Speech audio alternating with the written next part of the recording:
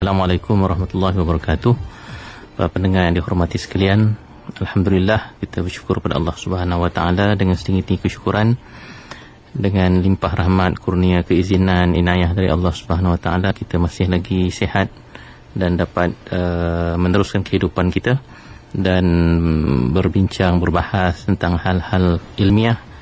Dan dalam kita punya rancangan ini khusus kita berbicara tentang persoalan pendidikan, persoalan ilmu, persoalan guru dan lain-lain lagi.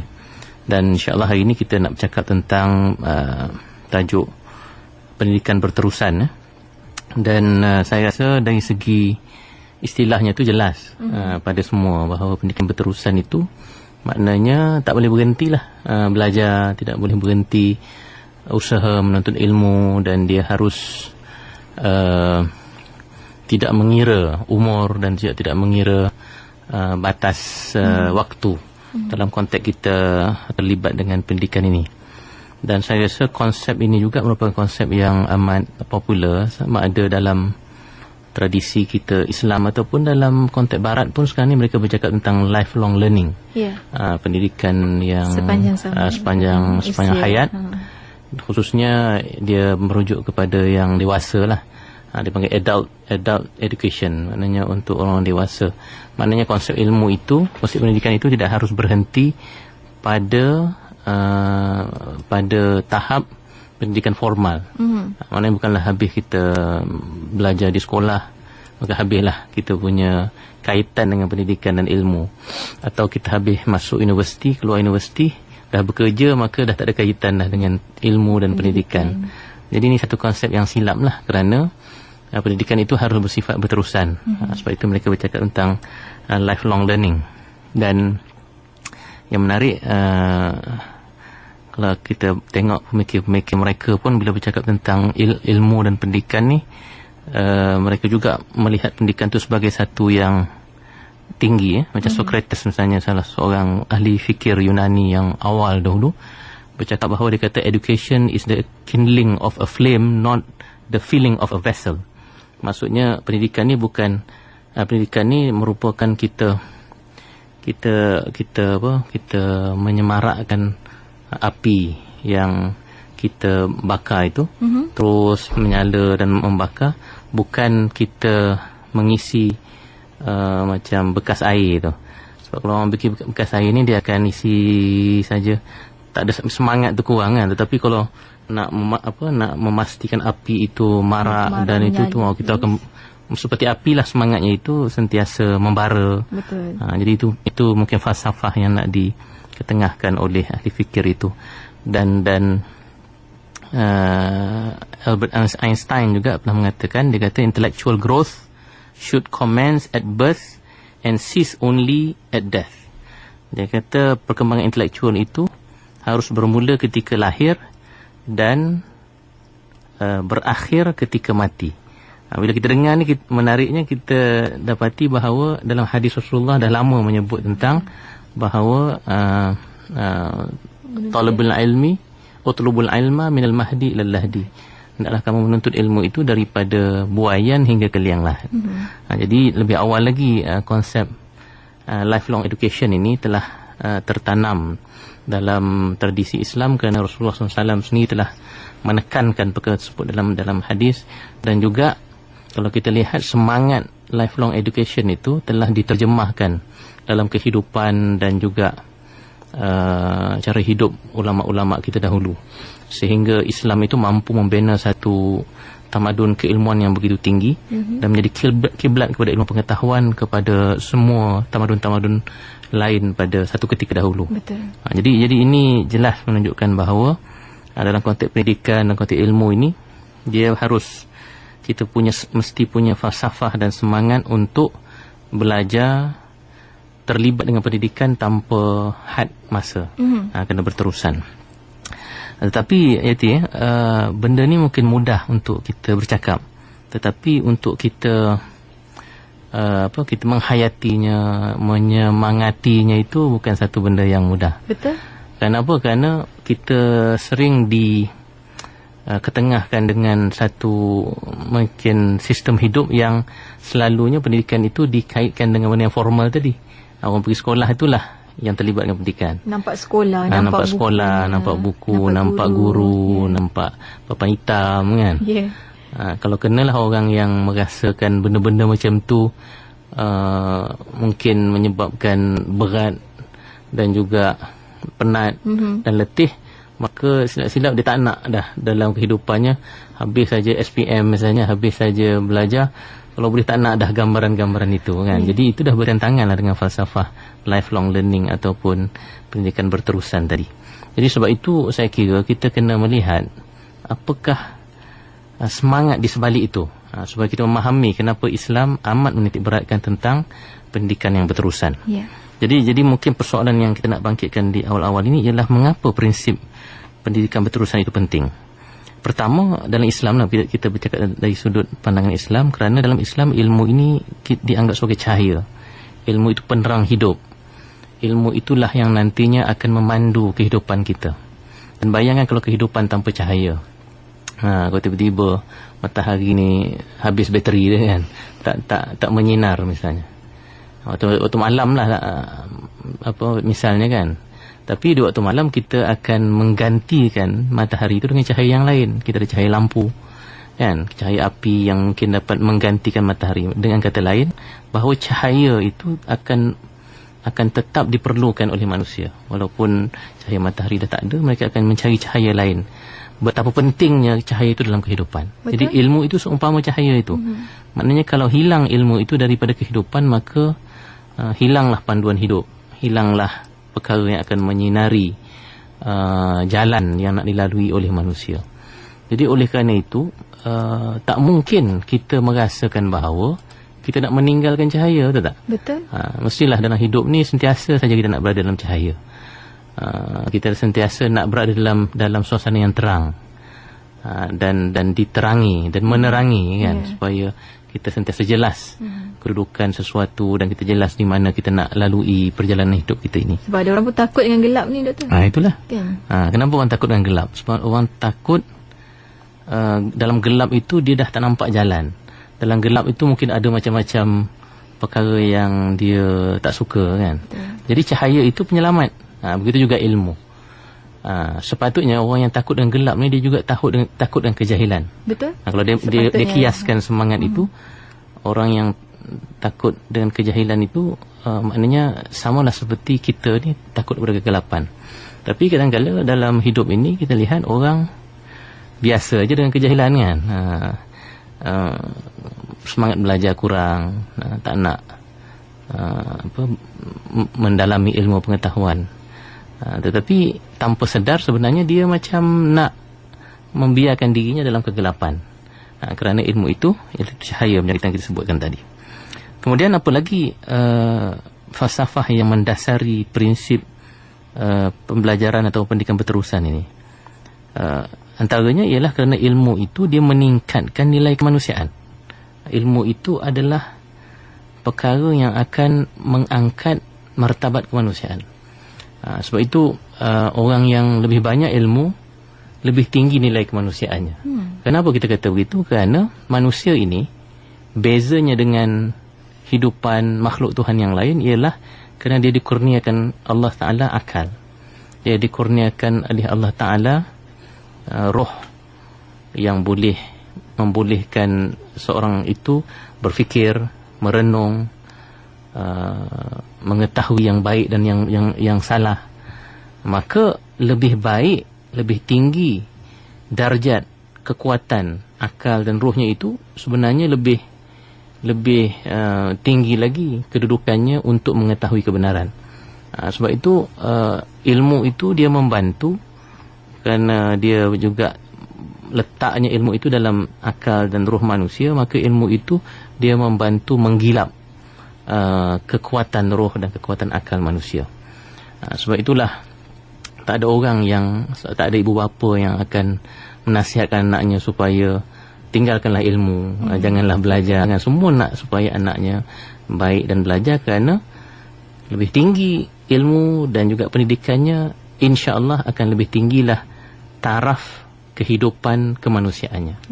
Bukan kerana ilmu itu semata-mata boleh mendekatkan dia cari kerja ke, dapat harta yang banyak, tetapi memang belajar itu untuk menjadi manusia yang sebenar.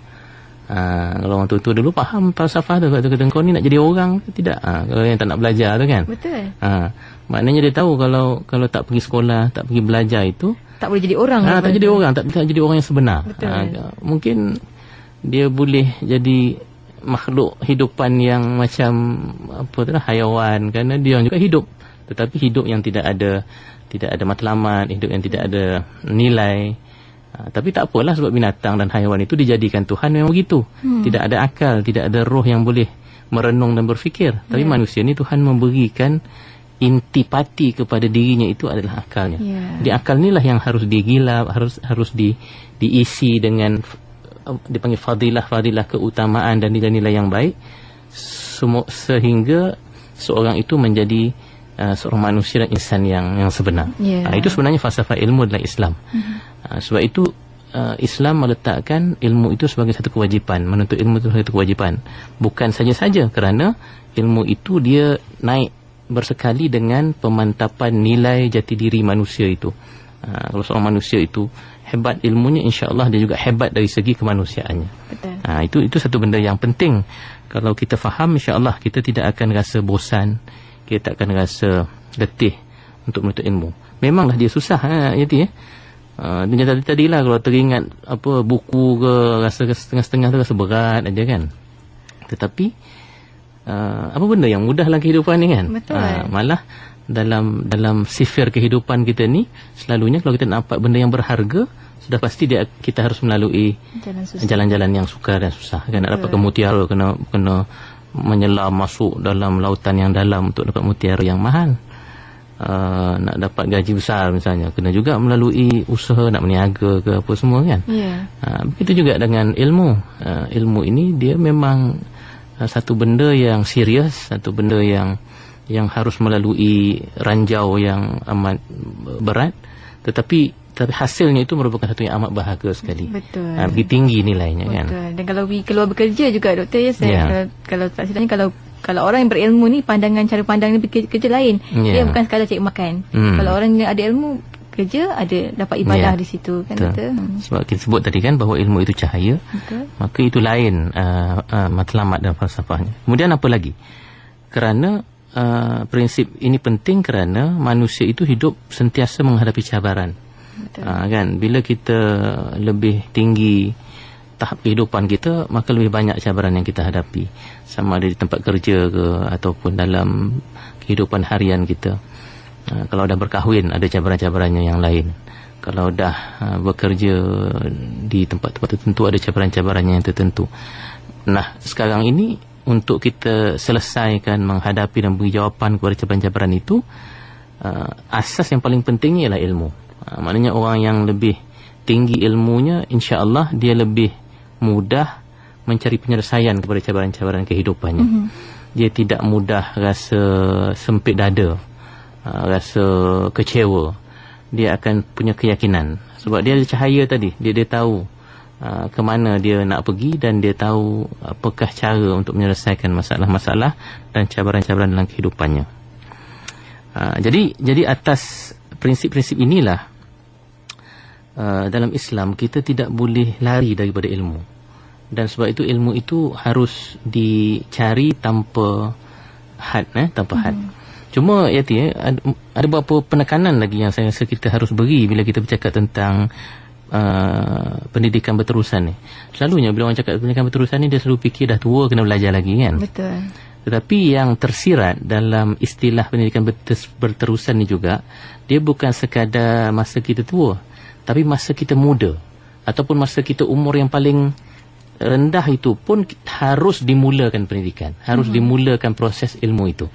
Maknanya jangan lihat di depan saja, tapi di belakang macam mana manfaatkan usia muda itu bagaimana. Itu ilmu. Sebab tadi hadis itu jelas mengatakan bahawa minal mahdi ilal lahdi, daripada buayan. Dari buayan hingga liang lahat. Maknanya malanglah kalau orang dia dah umur 40 lebih baru dia sedar, oh ilmu ni harus berterusan, tapi saya dah 40 tahun dah rugi kan, sebab saya tak tahu yang itu penting. Betul. Tapi apa yang kita maksudkan bila kita kata kena daripada buayan? Jadi sudah pasti di sana bukanlah individu itu sahaja yang harus sedar prinsip ilmu berterusan ini, tetapi mak ayahnya. So bayi itu sudah pasti di bawah tanggungan dan kawalan ibu ayahnya. Jadi sebab itu dalam Islam juga ditekankan tentang pendidikan anak-anak sejak awal lagi. Malah kalau dalam konteks perkahwinan itu sebelum kahwin pun dah bermula sebenarnya proses pendidikan. Nak cari pasangan kan, cari yang baik-baik Nabi sebut. Betul. Kerana agamanya, walaupun ada juga faktor saya juga dari segi cantiknya, dari segi hartanya, dari segi keturunannya, tetapi yang ditekankan lebih kuat dalam hadis Nabi itu ialah lidiniha, kerana agamanya. Dan berbahagialah orang yang menekankan aspek agama itu, kata Nabi. Kerana apa? Kerana kalau aspek agamanya itu kuat, maka proses untuk nantinya bila dah berkahwin nak mendidik anak itu juga akan terkawal di bawah landasan-landasan agama. Kemudian masa dah kahwin, masa mengandungkan anak, kata-kata kan, apa kata-kata yang kita keluarkan semasa mengandungkan anak itu juga sebahagian daripada proses mendidik anak dalam perut itu. Sebab dalam Islam itu juga memberi kesan nanti akhlak mak dan ayah akan juga mempengaruhi akhlak anak-anak yang dikandung dan juga anak-anak kecil yang ada. Sebab itu dianjurkan agar kita membaca ayat Al-Quran, surah Maryam dan beberapa ayat Al-Quran yang lain ketika mengandung itu, supaya anak itu secara maknawinya, secara rohaninya itu juga terdidik. Sebab kita kena ingat hidup kita ni bukan secara fizikal saja.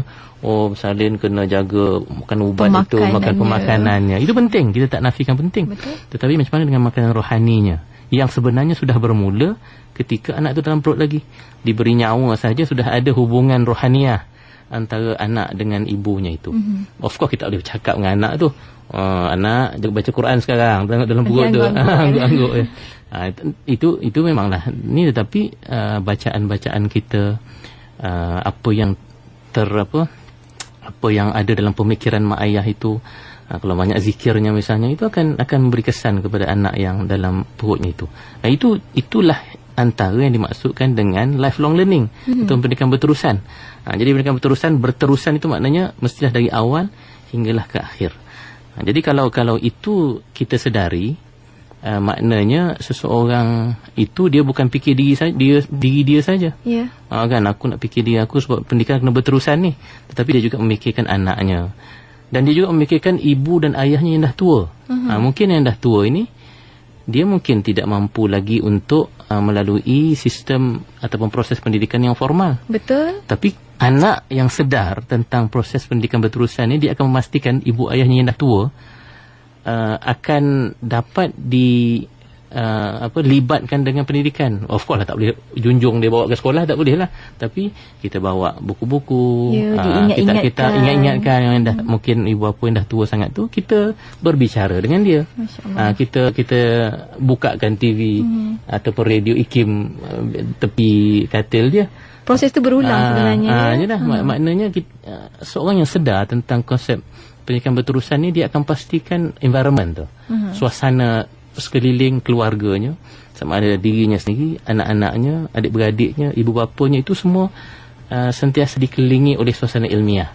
Bukan suasana hiburan saja, ataupun mak ayah aku dah tua, bagi lawak-lawak jenaka sikit, rancangan lawak-lawak bagi dia gembira. Manusia ni bukan sekadar gembira kerana lawak-lawak jenaka ini, tetapi dia gembira apabila hatinya tenang. Apabila dia mendapat pengisian-pengisian ilmu yang baik. Itu sebenarnya intipati kepada kebahagiaan seseorang. Jadi sebab itu bila kita kata proses pendidikan berterusan ni, dia melibatkan semua orang. Jangan kita fikir diri kita saja, kerana orang yang sudah lanjut usianya, kan dah dekat dengan liang lahat seperti yang disebut dalam hadis tadi, ataupun yang dalam buaian, sudah pasti tanggungjawab untuk mendekatkan diri mereka itu kepada pendidikan itu bukan tanggungjawab mereka sendiri, tetapi tanggungjawab orang di sekeliling mereka yang menjaga mereka. Jadi saya ingat itu penting, kerana kadang-kadang orang lupa perkara itu. Tanggungjawab kita terhadap orang lain untuk pendidikan. Kemudian kita juga nak bercakap tentang apa dia penzahiran atau penjelmaan, cerminan kepada lifelong learning ni atau pendidikan berterusan ni, khususnya daripada sudut pandangan Islam. Antaranya ialah kita ni akan sentiasa sahaja mengambil peluang dan ruang untuk menambahkan ilmu kita dalam setiap kesempatan dalam kehidupan kita. Sekarang ini saya ingat ruang itu cukup luas, Ayati, ya. Betul. Orang dah habis belajar, dah jadi DJ, masih boleh lagi buat part time di mana-mana universiti ataupun institusi pengajian tinggi. Orang yang dah tua misalnya, ada surau, ada masjid yang menawarkan pendidikan percuma. Pendidikan agama lah. Nak yang tak agama pun boleh. Sekarang ni orang tua pun kalau nak belajar tentang teknik buat kereta ke apa, banyak sekali institusi-institusi yang buat sama ada dia panggil optional education ke, ada yang open university. Betul. Ada yang through internet pun ada e-learning. Jadi ruang itu begitu luas. Cuma sekarang ni semangat dan falsafah itu kita ada tak dalam kepala kita.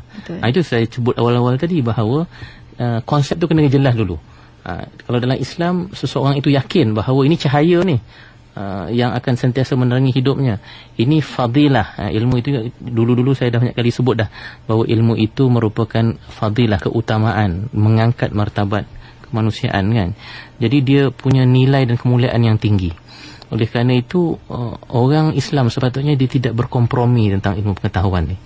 Ada ruang peluang dia akan terus menambahkan keilmuannya. Bukan hanya kerana dia boleh menjadi alat kepada objektif yang material, kehidupan, bekerjaan ke, duit ke, tetapi kerana dia tahu bahawa ada ilmu itu sendiri sudah mengangkat kedudukannya. Mungkin kalaupun masyarakat tidak menghormatinya, tetapi Tuhan akan melihatnya sebagai satu yang amat tinggi dan bernilai dalam diri kita.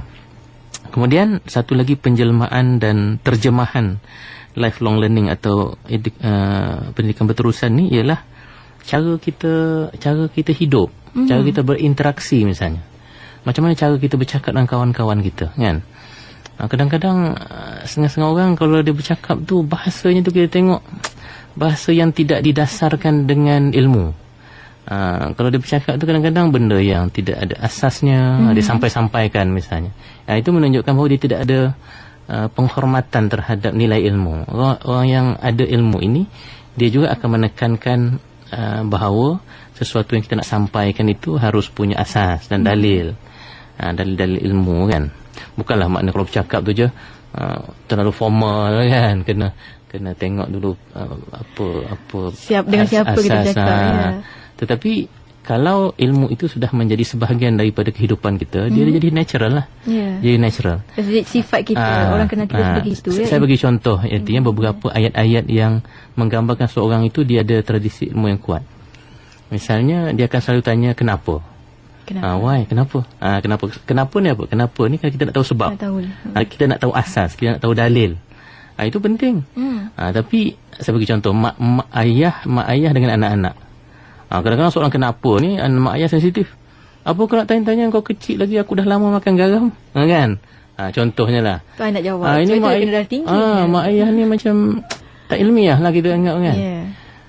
Walaupun dia melibatkan agama. Sebab kadang-kadang orang rasa sensitif kalau anak-anak tanya kenapa kena semayang mak atau kenapa, kita anggap soalan tu memang kurang ajar lah apa, kan. Ini tetapi saya rasa dalam konteks anak-anak sekarang kita kena bagi jawapan. Sebab itu tanda mereka nak tahu. Mereka nak tahu dan bukan tidak ada jawapan. Betul lah kita kata semayang itu Tuhan dah perintahkan kita. Tetapi sebagai ibu bapa yang ada nilai-nilai ilmiah ini, dia boleh bagi banyak hikmah dan falsafah di sebalik solat. Sebab itu kita selalu cakap tentang solat, falsafah solat, kan. Solat itu menyebabkan kita punya hati tu lebih dekat dengan Tuhan. Sebab kan solat ni hubungan kita dengan Tuhan, kan. Kita macam telefon lah. Kita dengan mak ayah kita pun kalau dah rindu yang mak ayah jauh tu, kita akan telefon mak ayah kita. Kita akan berhubung dengan mak ayah kita. Dengan Tuhan pun begitu. Dan solat itu kan penuh dengan doa-doa, penuh dengan ayat Al-Quran yang menghubungkan kita dengan Tuhan. Jadi kalau macam itulah huraian mak dan ayah kepada anak-anak yang bertanya tentang kenapa ni. Kan anak-anak tu pun rasa seronok saja. Dia sentiasa mendapat jawapan-jawapan. Dan dia sentiasa tahu tentang asas sesuatu yang ditaklifkan, yang diwajibkan kepadanya. Ini kalau bab agama pun kita boleh jawab soalan kenapa ni hati ya. Ini kan pula bab yang bukan agama. Betul, apatah lagi. Jadi janganlah marah kalau anak tu tanya kenapa kereta tu ada tayar ya. Ni anak kecil kan. Kau ni banyak tanya lah. Betul. Kalau kita tak boleh jawab tak apa, kita kata tak, nanti ayah baca lagi ke. Nanti kita baca sama-sama ya. Nanti kita tengok cerita scientific discovery ke apa semua, kita tengok macam mana cara mesin tu dibuat. Jadi macam tu cara kita. Kita ajak anak-anak kita tu supaya menuju ke arah mencari persoalan why ni, kenapa ni. Jadi saya rasa soalan kenapa ni jangan kita rasa sensitif kalau keluar daripada anak-anak kita. Malah kita sendiri selalu bertanya kepada diri kita, kenapa ya, supaya kita dengan itu kita mencari jawapannya. Tapi kalau tak ada soalan tu, kita kita berseronok dengan kita punya kepercayaan yang mungkin tak ada asas, mungkin tak ada asas. Jadi soalan tu penting. Kemudian tidak beremosi. Kadang orang bercakap, kalau orang tegur sikit kita dah marah-marah kan. Kenapa tidak kita mengambil itu sebagai satu hakikat yang memerlukan kita membaiki diri kita, dan itu bagi saya cerminan kepada pendidikan dan juga ilmu yang berterusan. Jadi saya rasa benda itu harus dicerminkan. Kalau kita cakap tentang pendidikan berterusan ni, bukan sekadar kita fikir kita kena sambung belajar dan terus belajar, tetapi tengok juga sekali-sekala, perhatikan dalam diri kita ni, ada kesan tak apa yang aku belajar selama ni dalam diri aku. Kan kalau tak rasa apa diri tu asyik nak marah-marah saja misalnya, atau masih lagi percaya benda-benda yang tidak ada asas dalam kehidupan, itu menunjukkan bahawa ilmu yang kita pelajari itu mungkin masih tidak kita serap dalam diri kita dan tidak terjerma dan tercermin dalam tingkah laku dan pendidikan kita. Itu mungkin beberapa perkara lah yang saya rasa penting bila kita bercakap tentang konsep lifelong learning ini ataupun pendidikan yang berterusan ini. Dan saya rasa itulah yang boleh kita, banyak lagi lah perkara yang kita nak sebut, tapi setakat masa yang terhad ini, insyaAllah.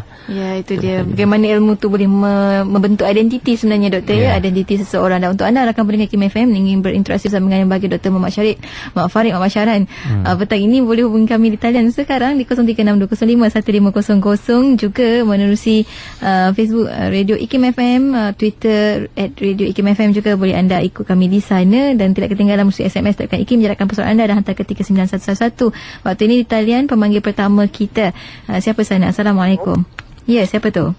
Haji Nohalim sini. Ya, Tuan Haji, silakan. Nak cakap dengan Dr. Farid. Apa khabar, Doktor? Khabar baik, Tuan Haji. Tuan Haji sihat? Alhamdulillah. Ni berkenaan dengan pendidikan sepanjang hayat kan? Ya, berterusan. Saya begini, Doktor. Kalau dalam masyarakat semasa yang saya lihat, tak kira lah di mana sekalipun, di tempat saya, di tempat doktor, dan pada umumnya seluruh negara, saya boleh mengtakrifkan yang pembelajaran di masjid, kuliah-kuliah selepas maghrib ataupun kuliah-kuliah duha, boleh dinisbahkan ditakrifkan sebagai pembelajaran sepanjang hayat. Tetapi bagi saya, ni Doktor, hasil daripada pembelajaran sepanjang hayat, dia telah menyuburkan bukannya sifat mahmudah. Dia saya minta maaf. Dia menyuburkan sifat mazmumah. Kenapa agaknya? Dalam zahirnya, penampilan dia itu penampilan agama. InsyaAllah dia pakai jubah, pakai serban, berjanggut sunnah. Tetapi dia punya kata-kata itu Masya Allah. Sebab apa kalau dalam hadis ni, Rasulullah SAW dalam fadilah zikir dia menyebut, dia beruntung apabila mempunyai jiwa yang selalu bersyukur, bersabar apabila diuji, dan diberi dengan tubuh badan yang sanggup dibawa bermujahadah.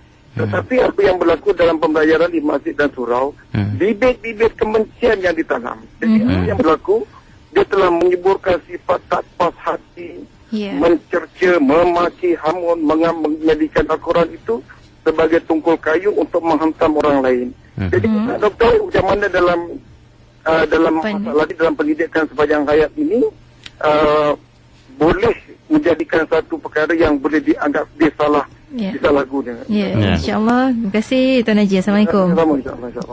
Itu dia, itu soalan daripada Tuan Haji Nur Halim. Kalau kita nak respon juga daripada rakan kita di Facebook waktu ini, daripada Suyana Jamil kata, macam mana nak pastikan ilmu yang kita sebarkan akan berterusan di zaman ini yang manusia suka kepada cepat dan mudah, dan macam mana nak pastikan ilmu itu sahih sebenarnya, Doktor? Okey. Terima kasih kepada satu soalan daripada Facebook. Tuan Haji Nur Halim bercakap tentang soalan orang belajar lama dan berterusan di masjid, tapi lain hasilnya dan tidak digambarkan dalam perkataan dan perbuatan. Jadi saya rasa itu bukan salah sistem pendidikan yang kita sebutkan tadi. Itu permasalahan mungkin gurunya tidak begitu sesuai, ataupun perbahasannya itu. Sepatutnya kita sebut tadi perbahasan itu mestilah perbahasan ilmiah. Tak mungkin saya rasa kalau di masjid orang bercakap tentang akhlak yang baik, tentang tasawuf, tentang akidah, akhirnya melahirkan orang yang mencerca orang lain, akhirnya melahirkan orang yang fitnah orang. Tak mungkin. Melainkan di sana ada kekurangan, ada perkara-perkara yang tidak baik pada diri mungkin yang menyampaikan ilmu tersebut, ataupun pada yang organize, kan, jawatan kuasa surau ke masjid ke. Saya rasa mungkin ni kes-kes beberapa kes yang berlaku terpencil lah. Saya yakin sebahagian besar daripada masjid-masjid dan surau-surau yang menjalankan sistem pendidikan berterusan untuk orang-orang dewasa ini akan menghasilkan orang yang baik. Saya sendiri melihat dalam banyak kes orang-orang yang mungkin dulu dia masa mudanya tidak ada kesempatan nak belajar, ataupun mungkin dia terlampau sibuk dengan urusan-urusan kerjanya, tetapi bila dah pencen apa semua, dah tak ada kerja, baru pergi surau. Alhamdulillah lepas 5 tahun atau 10 tahun banyak perkara yang berubah dalam dirinya daripada akhlaknya. Jadi saya tak salahkan benda yang kita sebut ni sistem pendidikan berterusan ni, tetapi itu mungkin kekurangan, kesilapan dari segi orang yang mengendalikan atau orang yang memberikan itu tidak cukup ilmunya yang sepatutnya, dan akhirnya beri kesan yang tidak baik. yang Suyana tadi bercakap tentang macam mana nak pastikan dia berterusan. Sedangkan sekarang ni kita berada dalam suasana yang semua nak cepat dengan mudah, kan, nak cepat dan mudah, dan macam mana nak pastikan dia sahih. Itu sebab macam ni. Satunya kita kena ingat, saya sebut tadi bahawa ilmu ni dia benda yang serius. Betul. Dia tak boleh main touch and go punya. Bukan sekadar maklumat tapi dia tak lekat dalam diri. Betul. Sebab itu saya kata tadi ilmu ni letaknya pada akal dan roh, dan dia sabit, dia tetap, dia tak berubah-ubah. Sebab orang yang berubah ni dia tak ada ilmu yang sebenar, kan. Kalau asyik ragu aja, belajar apa kalau akhirnya ragu, kan? Belajar akidah tapi akhirnya ragu dengan Tuhan. Itu maknanya dia bukan ilmu kalau yang meragukan. Ilmu ini mesti membawa pada keyakinan, ilmu yakin. Jadi saya nasihatkan untuk orang yang nak terlibat dengan ilmu ni, jangan pergi yang cepat-cepat ni.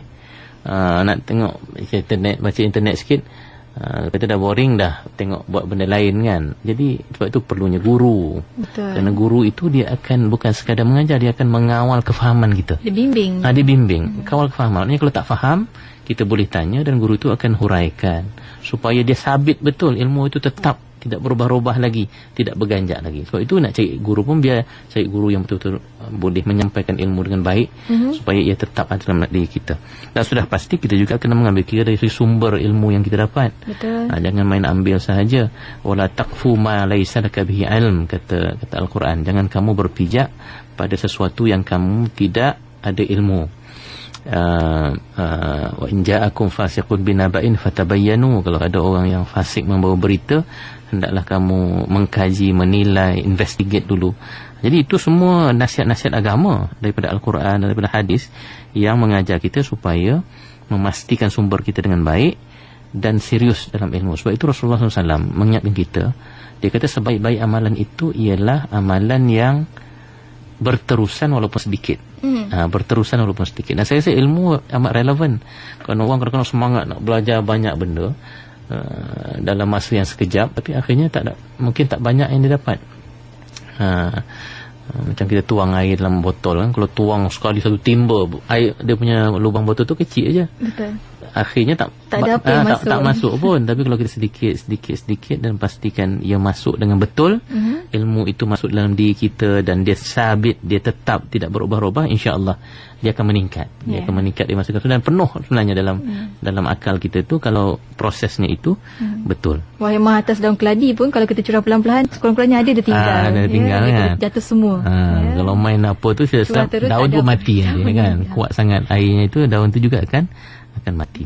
Jadi sebab itulah kita tekankan hari ini tentang proses ilmu yang berterusan ini, sebab kita yakin orang yang sentiasa berada dalam persekitaran ilmu ini, dia akan sentiasa berada dalam cahaya yang akan menari kehidupannya dan juga mengawal ke arah mana dia nak pergi dalam kehidupannya itu. Ya. Itu dia. Dan sebenarnya kita ada lagi soalan-soalan daripada rakan-rakan di Facebook. Pemanggil juga ramai membuat panggilan. Tapi kita pun agak kesuntukan masa, Doktor, ya, untuk kita nak kupas dengan lebih dalam lagi. Tapi mungkin sedikit, Doktor, kalau boleh kita berikan sedikit kesimpulan tentang apa yang telah kita bincangkan petang ini berkenaan dengan ilmu yang prinsip pendidikan berterusan ini, Doktor. Kita ini menekankan tentang bahawa dalam proses menuntut ilmu dan pendidikan ini, jangan kita letakkan had masa yang tertentu. Maknanya kita harus berterusan kerana kita yakin bahawa sesuatu yang nilainya tinggi itu kita kena sentiasa menambah dalam diri kita, kerana dia akan menambah nilai diri kita sebagai seorang manusia dan juga menjadikan cahaya yang ada pada diri kita lebih terang. Dan jangan kita keliru dengan konsep-konsep pendidikan yang hanya menekankan tentang masalah pendidikan itu boleh membawa kita kepada material saja. Sebab saya teringat akhir sekali dalam surah Al-Fajr, Allah SWT berfirman, dia kata wa ammal insan idza mabtalahu rabbuhu fa akramahu wa na'amahu fayaqulu rabbi akraman wa amma idza mabtalahu faqadara alaihi rizqahu fayaqulu rabbi ahanan.